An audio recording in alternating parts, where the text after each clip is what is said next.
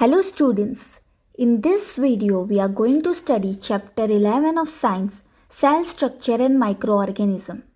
This is the second part of this chapter. In this we will study the topic of microorganism and also we will study about some useful microorganism. So before starting with the topic, I would like to ask you some few questions. Be ready with your answer. So, can you name me some unicellular organism? Yes, very good. It is amoeba. Other it is paramecium. So, can we see amoeba with our naked eyes?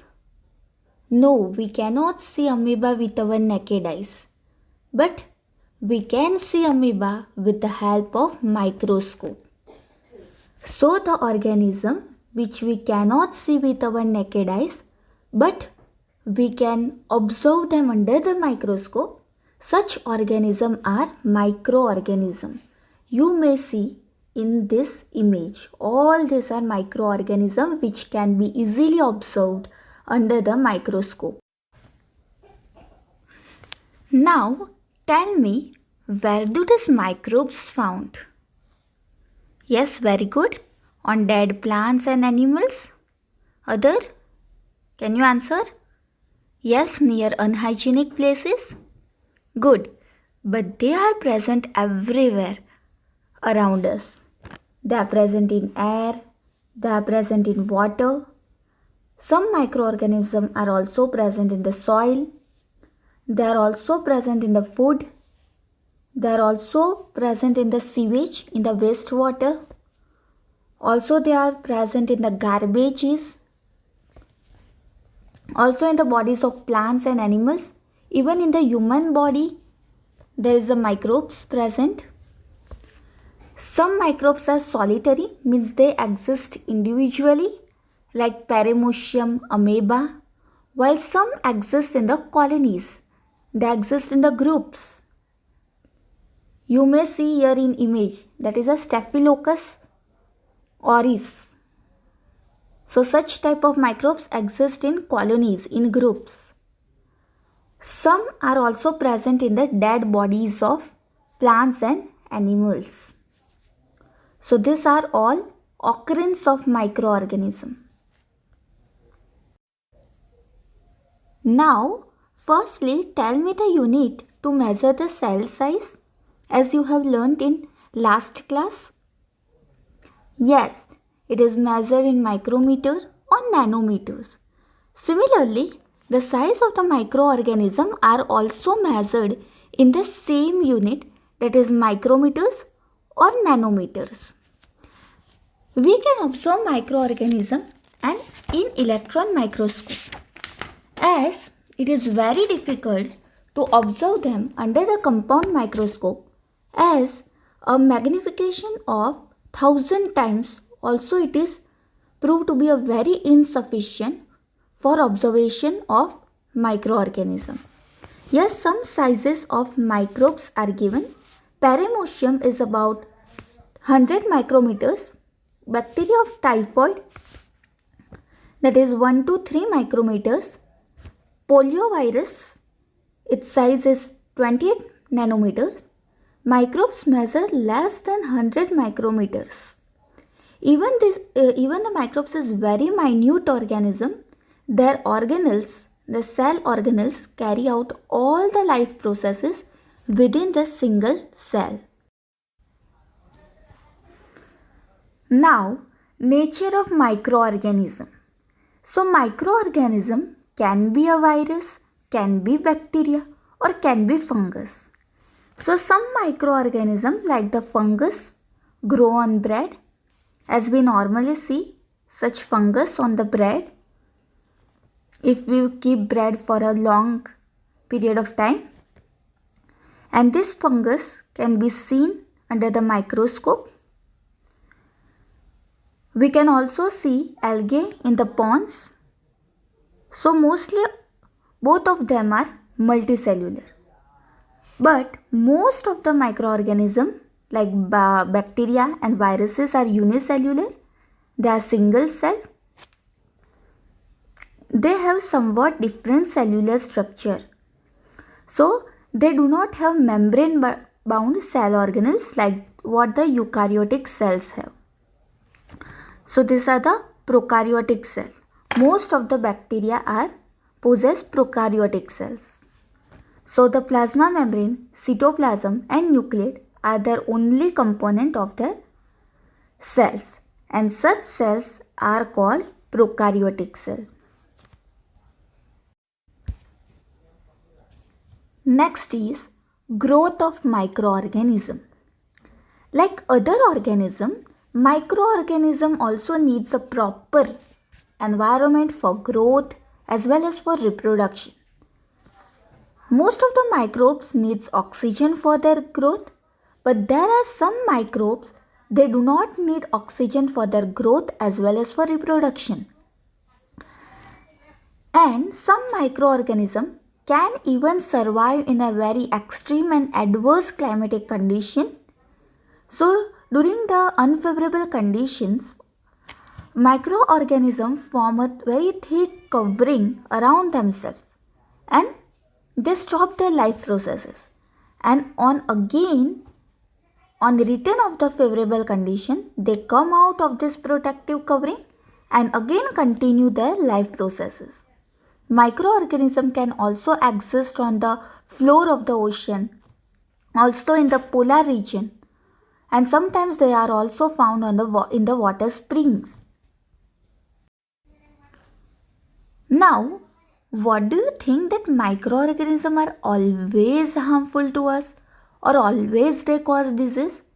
Exactly no, because there are also some useful microorganisms present in nature. So here we will discuss about different types of useful microorganisms.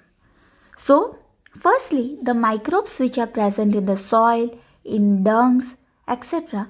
they decompose, means they break down the garbage to obtain food material. So as a result, what happened? That garbage is converted into the manure, organic manure, and it is the best form of manure.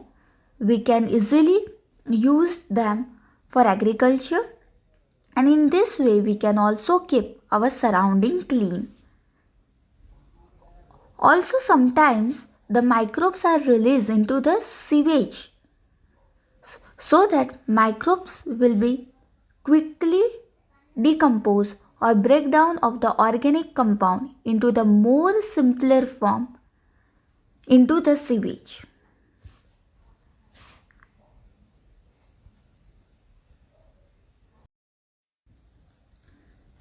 Next, why should dry and wet waste be collected separately? I think everybody has seen such blue and green color dustbin. So green color dustbin is always for the wet waste, while blue color dustbin is for dry waste. So wet waste includes vegetable, fruits waste, whatever the waste which are produced in the kitchen. So all this waste at last result into the organic manure, while dry waste contain plastic bottles, plastic wrappers, metal, glasses. So such waste can be recycled again for further use. So it is very important to separate dry and wet waste as it helps us to keep our environment pollution free and also to maintain our environment healthy. Now, observe the root of the pea, beans and leguminous plant. What do you mean by leguminous plant? Yes, very good. That is a pulses, dal. So what could be the function of the nodules and on their roots? See here, there are small nodules which are present in the roots of this leguminous plant. So we can see that some microorganisms which are present in soil and those in the root nodules of the leguminous plant. There is a microorganism which are present in these nodules, and the main function of this microorganism is to convert the atmospheric nitrogen into its compound. So this nitrogenous compound which can be easily absorbed by the plants, and this nitrogenous compound it also increases the soil fertility and also thereby the protein content of the pulses grown in their soil.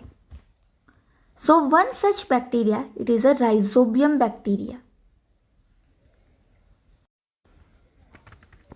Now next, what does your mother do to make yogurt from milk? Yes, firstly, few drops of yogurt or buttermilk are mixed with the lukewarm milk. Okay, then it is kept at room temperature for 8 to 10 hours. At that time, whatever the microbes which are present in the drops of yogurt start multiplying quickly and the whole milk get converted into the yogurt. So in this way, microbes are very useful for producing milk product like butter, buttermilk, paneer, cheese. Next is fermentation. So can you name me some fermented food? Yes, very good. It is idli, dosa, etc. Okay, but what actually the fermentation means? So fermentation is the process, it is a chemical process in which one carbon compound is converted into the another carbon compound. And this process takes place with the help of microorganism. And this is called as a fermentation. So during the fermentation process, heat is generated and also carbon dioxide as well as many other gases are released. And these gases cause increase in the volume of idli batter or bread dough. As you can see, bread dough are seen to rise.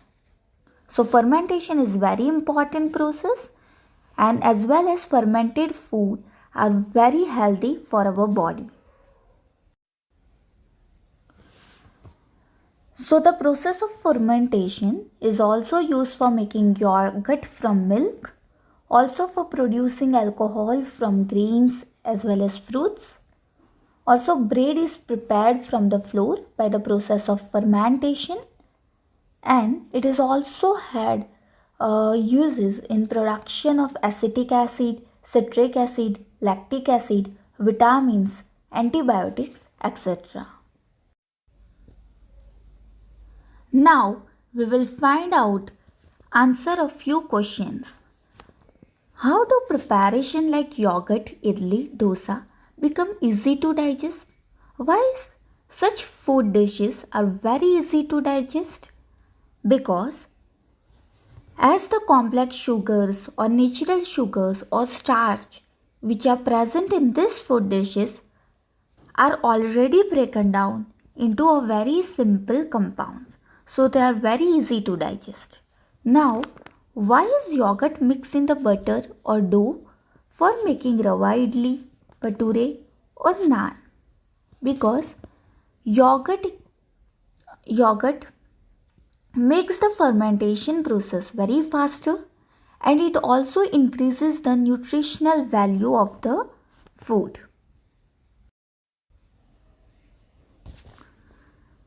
Now, microorganisms are also used for production of antibiotics. Sometimes when we are ill, we go to the doctor. So doctor prescribed us some capsules or injection of medicine like penicillin. So penicillin is mostly given when there is a bacterial infection. So this type of medicine destroy the pathogens and also retard or stop their growth, and they are called antibiotics.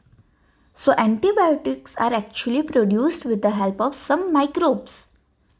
So diseases like tuberculosis, TB, typhoid, cholera, etc. now came under control because of antibiotics. Domestic animals too protected from various diseases by mixing antibiotics in their food. Also, plant diseases are controlled with the help of antibiotics. So, penicillin is one of the antibiotics which are given on bacterial infection.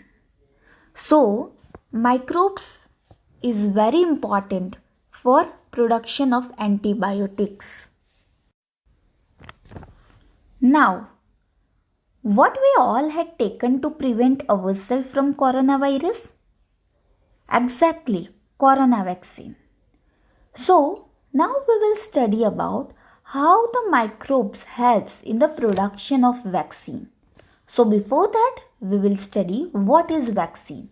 A vaccine is produced in a laboratory with the help of microbes that gives immunity against a particular disease. It is a mild form of disease that is injected in the person's body or animals in order to protect the body against the disease. It is a very mild form of disease which are injected into our body to develop the resistance against the disease or to develop the immunity into our body to fight against that disease. Example, corona vaccine, polio vaccine. So microbes plays a very important role in production of vaccines too.